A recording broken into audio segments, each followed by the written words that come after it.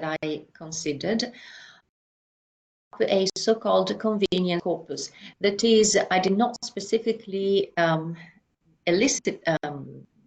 collected them for the purpose of the research, but I simply happened to have them already because they had been produced by some of my students in examination settings.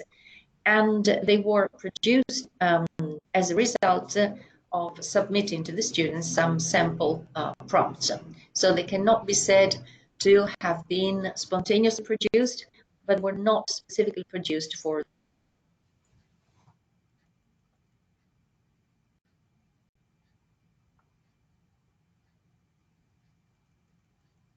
it says a friend of yours offered to help you out, introducing you to a friend of hers, a computer expert. Much to your relief, in a couple of days, your friend's friend fixed the problem, and you expressed all your gratitude to him, her, promptly and profusely. But now you feel grateful to your friend too. You email him, her. What do you write? This was one out of several prompts that I had. 17, please. Okay. Instead, in order to collect the lecturer's comments, I submitted to them some open-ended written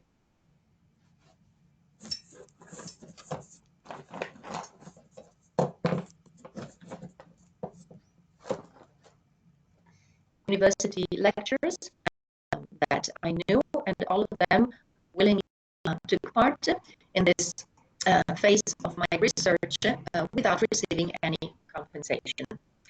Next slide, 18.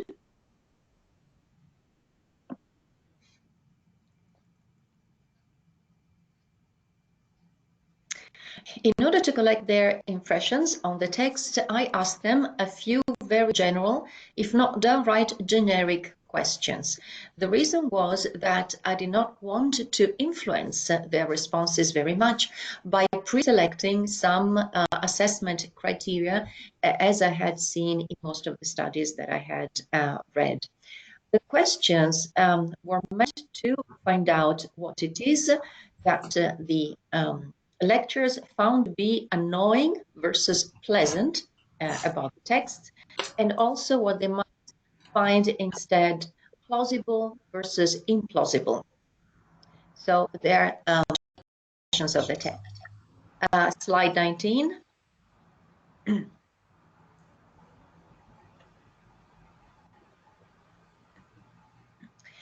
And then I also asked them to think about how they might react to these texts, whether intimately or in their actions, and to think also of possible, if any, relevant long-term consequences with regard to their interaction with the thank writer. I asked them there basically to place themselves in the shoes of the addressee of these messages. Slide 20. Here is one sample text written by a student. Dear Jane, thank a lot for introducing me your friend Mark. He made a wonderful job on my computer and he took just a couple of a day. Now I can continue my research for my thesis project. I'm so happy. I thought I had lost all my documents and a lot of time. Luckily, Mark arranged everything. As he was so nice and quick, I was wondering to give a present to him. Do you have any suggestions? Thanks. 21. This student text received only positive comments from the writer and no negative comments. And this positive assessment is also apparent in answers to questions E and F, which project positive, immediate, and long-term reactions to the text. Next slide, 22.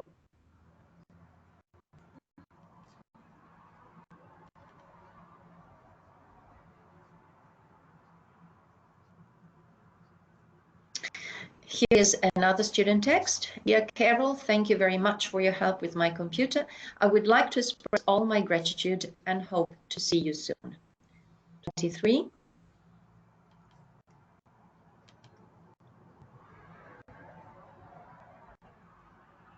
The second text, as you can see, instead elicited only negative comments, no positive comments, and the envisaged immediate and long-term reactions were similarly negative, or at least not positive. 24.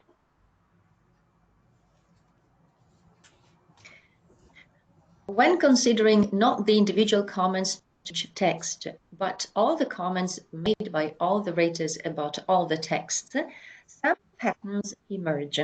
And the first one is evident here in this slide number 24. Namely, these comments can be grouped under three main headings. Some are relevant to general interactional behavior, that is, the amount, the sequencing, the type, and also the connotation of the content. Another group are relevant to elocution-specific behavior, that is, function-specific choices. And comments relevant to the degree of awareness displayed by the writers about the rights and duties, social rights and duties, and therefore discursive options and constraints that are available to the interlocutors because they play different speech-act roles, thanker versus thankee. And then there are comments about the formulation of the text intended as both its typographic arrangement and its lexical grammatical encoding. And this distinction is relevant to, namely, the classification of the lecturer's comments into three main groups, is relevant to the first four questions. Those about what is annoying in the text, which you can see here, slide 24, but also slide 25, what is considered enjoyable about the text, and similarly, slide 26,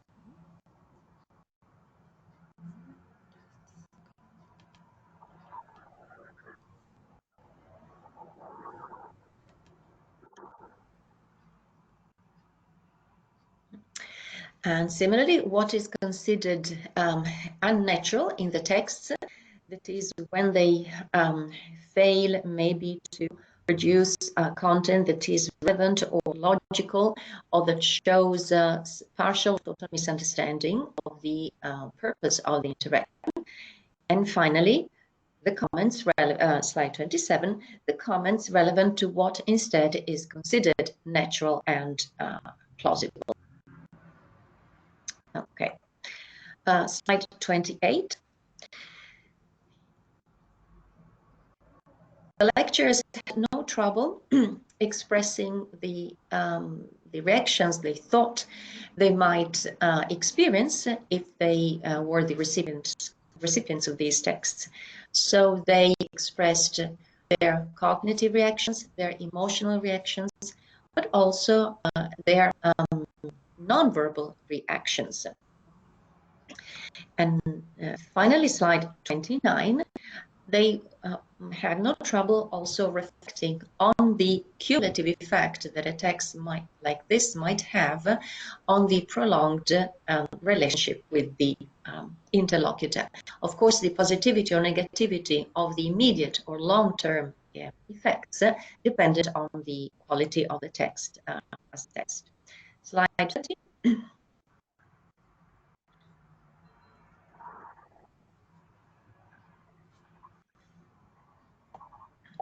So after finding out what might go wrong in some texts, I wanted also to explore what the specific intrinsic problems these texts might have.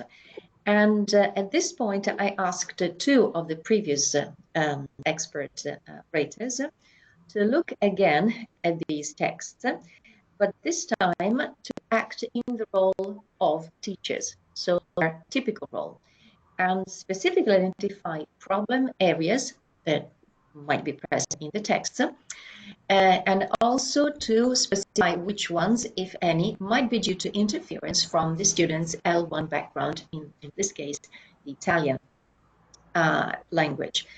I ask only two raters to do this because only 2 of them are perfect bilinguals in English and Italian, and so they were in a better position than any of the others to perform this task. Okay, 31. The problems that I identified in the text were relevant to 4 main areas. The technical formal encoding of the written texts, but also their grammatical formulation, their lexical makeup, and their overall organization. Although all these types of problems were identified, by far the most frequent one that was mentioned had to do with the lexical makeup of the text, meaning the choice of individual words, the combination of words into phrases, the imperfect rendering of Italian expressions into the English language by means of word-for-word translation, or a poor register choice. Slide 32.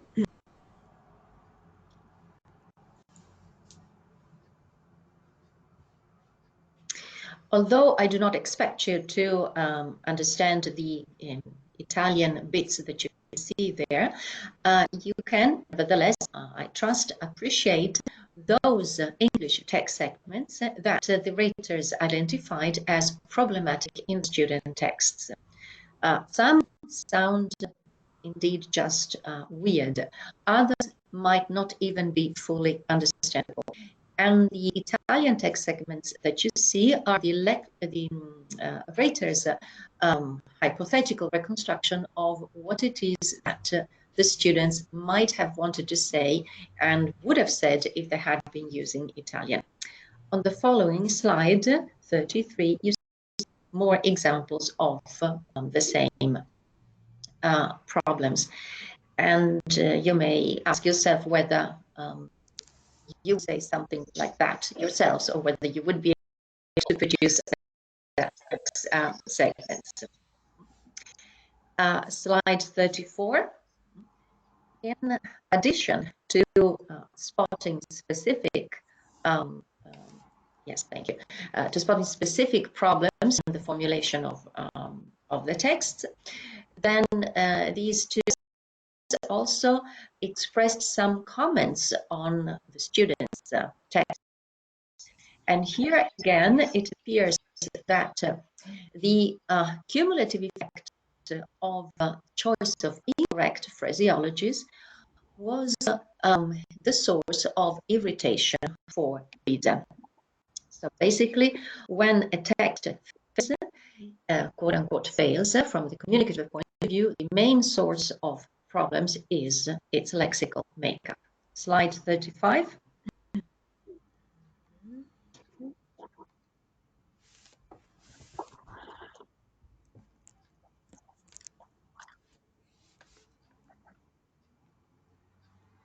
Okay, so to go back to my research questions, how are written texts perceived, produced by learners of English as a foreign language? The study participants, the raters, commented on the positive and negative impressions they had of the texts, expressing how they would react to them intimately in their thoughts or feelings, and also externally in their behavior. They were also able to think of the possible long-term effects of such texts on their relationship with the interlocutor. Unlike what they usually do, they were asked to express themselves as ordinary interlocutors. And in so doing, they revealed that the realization of whether social norms of interaction and textual norms of efficient communication were respected or violated or totally misunderstood did affect their feelings, their thoughts, their aesthetic appreciation of the texts, their moral judgment of the text writer, and also their future decisions. 36.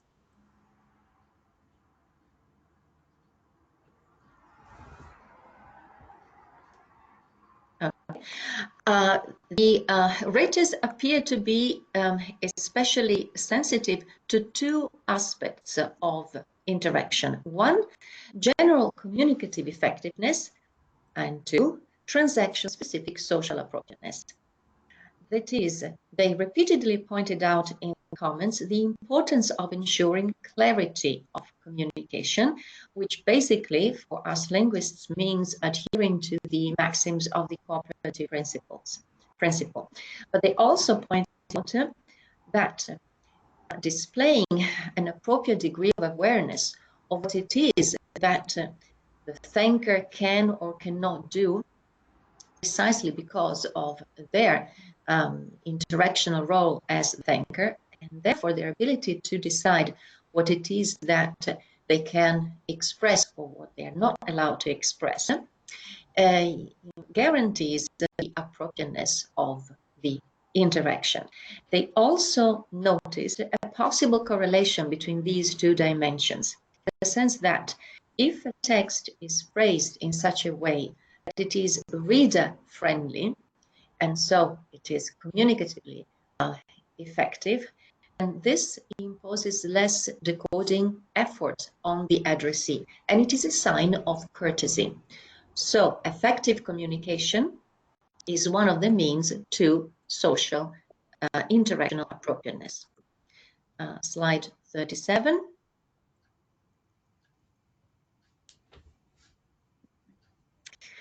Although different kinds of problems can be manifest in these texts, it is lexical and phraseological choices that are all important. They contribute to the degree of understandability and reader-friendliness of the text, but also to the perceived appropriateness of the writer's behavior. Slide 38.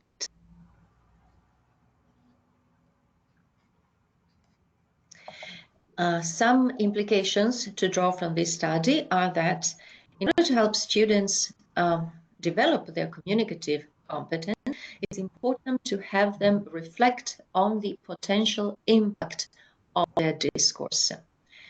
They could be encouraged, for example, to check whether general communicative requirements of efficiency, clarity are respected in their utterances, in their texts, and whether they are aware of function-specific interactional norms. Maybe they could be engaged in feedback tasks in which they're encouraged to adopt the addressee's centered perspective on their discourse. And considering the importance of lexis, they could also be encouraged to explore correlations between specific lexical choices and the impact that these may have on the addressee, especially the cumulative effect of recurrent lexical choices. Slide 39. So my impression, my argument is that as teachers, we cannot stop giving students the supportive and constructive feedback that they need as students, and that we as teachers are called upon to provide, that is pointing out strengths and weaknesses and areas for improvement.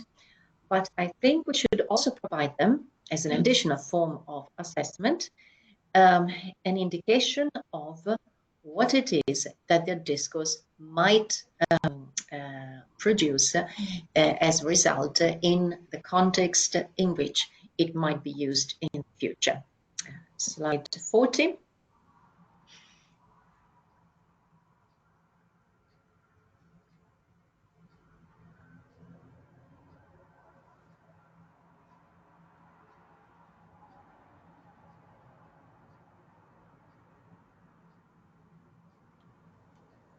Okay, so by choosing to focus on the perceived acceptability of students' discourse, we can use this in three complementary ways: as a diagnostic tool, as an intervention tool, and as an additional, not an alternative, but an additional assessment tool. Reflecting on how well or how badly somebody's discourse is received can help us identify areas of knowledge and competence gaps that might call for extra focused and can, of course, help students prepare for what they can expect is going to happen once they leave the classroom. Slide 41.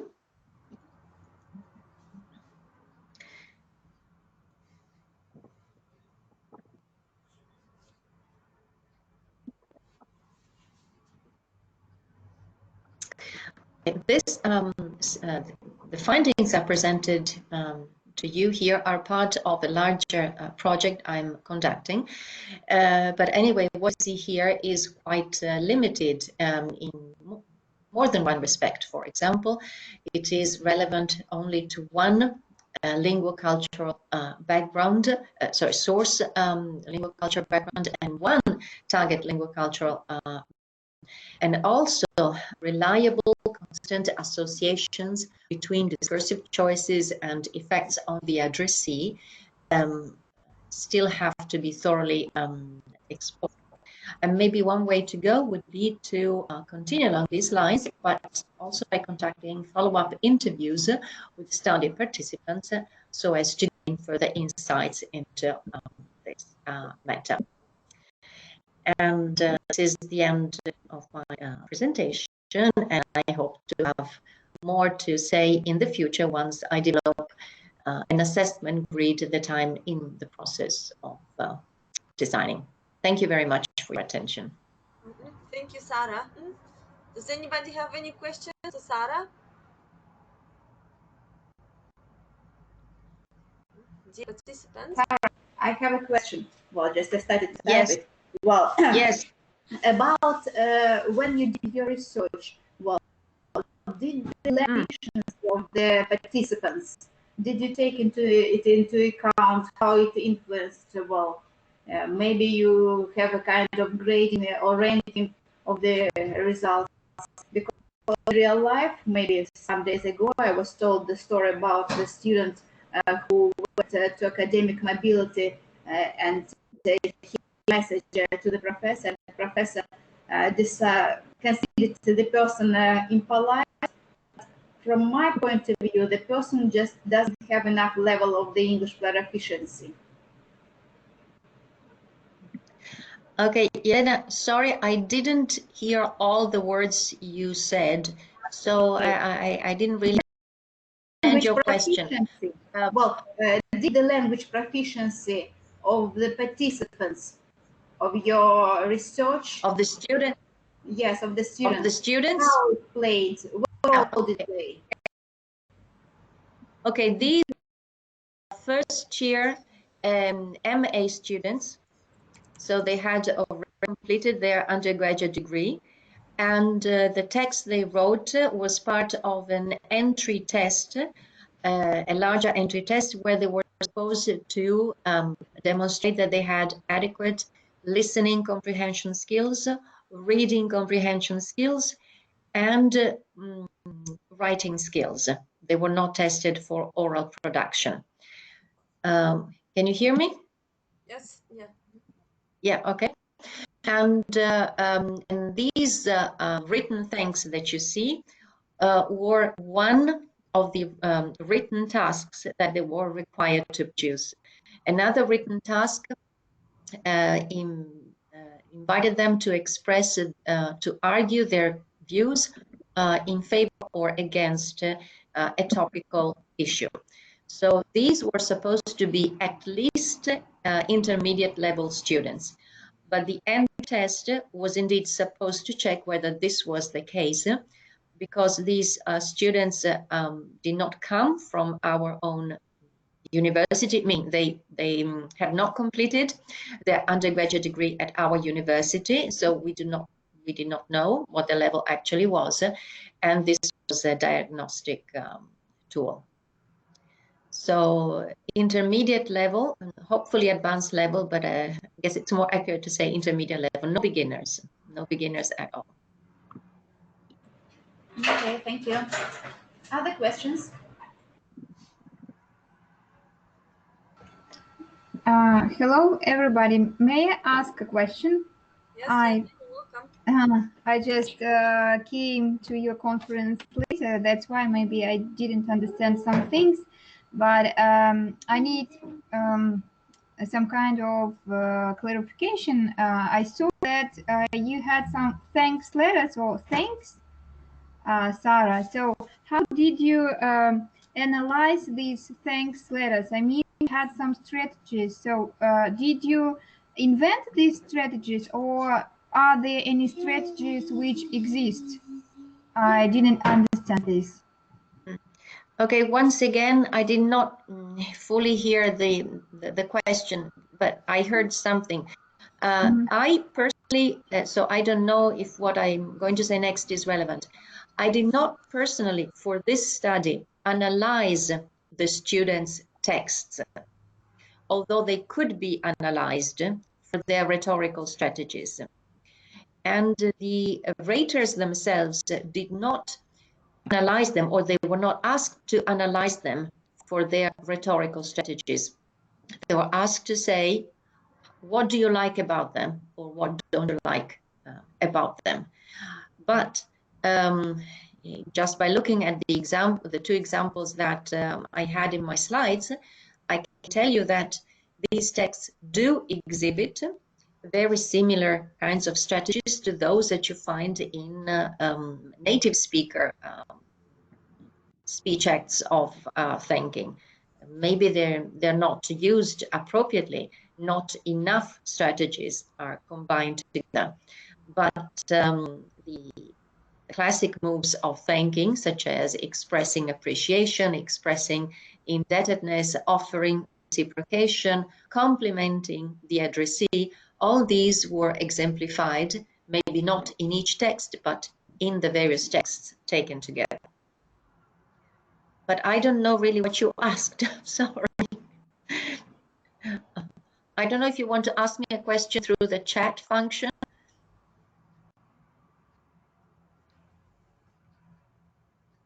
Yeah. If you have any questions, dear participants, will you please, yeah, now can you type your question? Okay, about the strategies. No, that's something that I did with the students later on in class, once they started the course.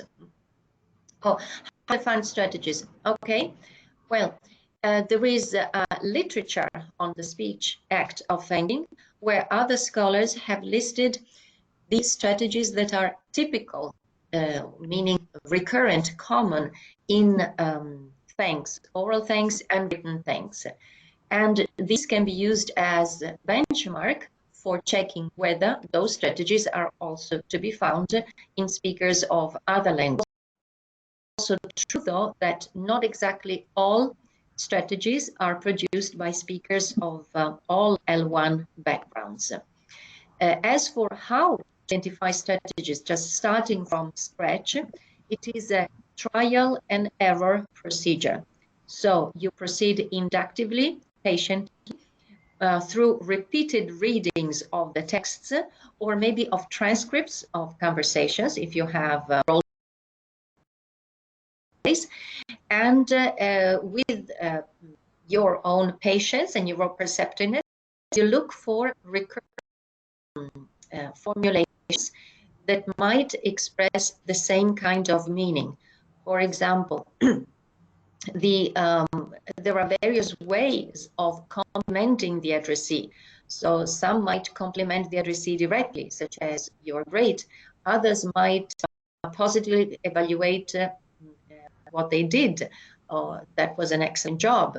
Others might indicate the effect of what the addressee did on them.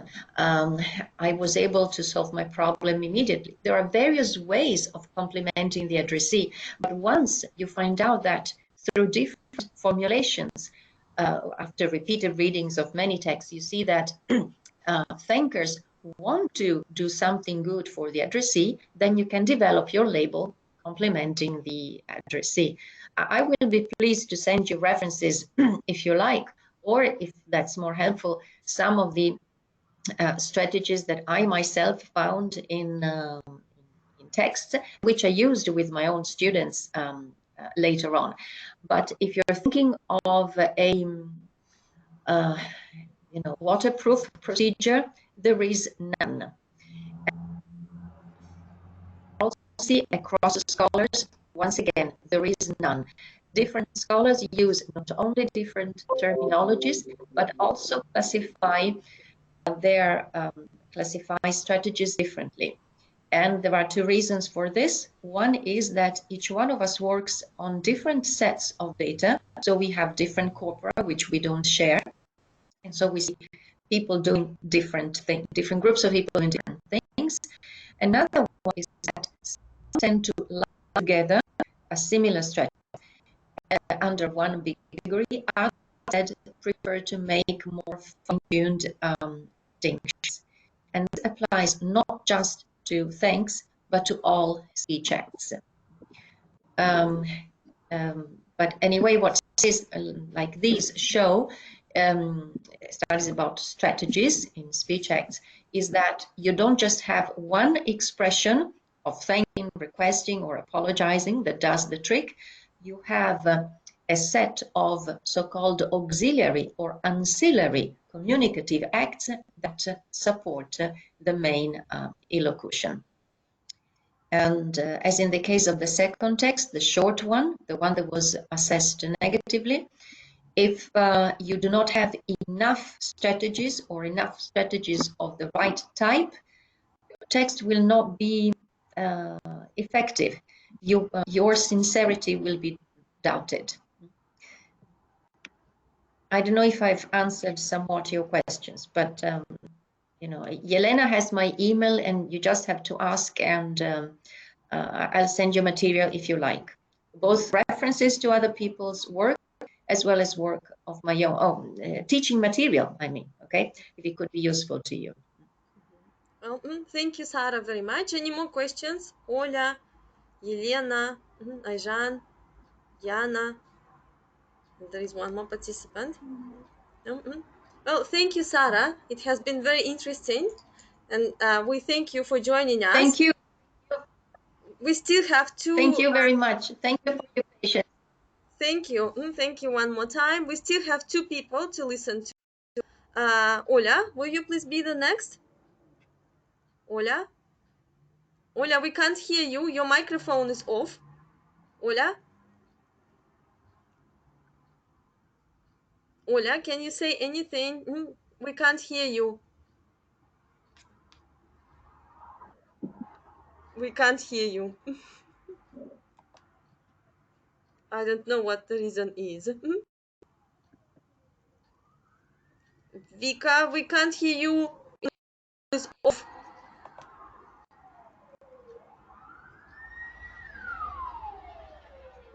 Oля, have you adjusted your microphone? Vika?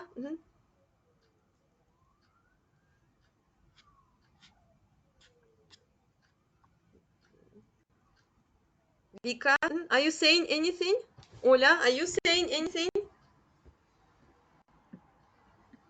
No? Ola? Can anybody hear Ola? Lena, can you switch your microphone on and say anything? Vika? Oh, Vika? Do you hear me and my son? Yeah, Lena, it's you. That's why I switch it off, because I have to have very many sounds. No, we can't hear Vika.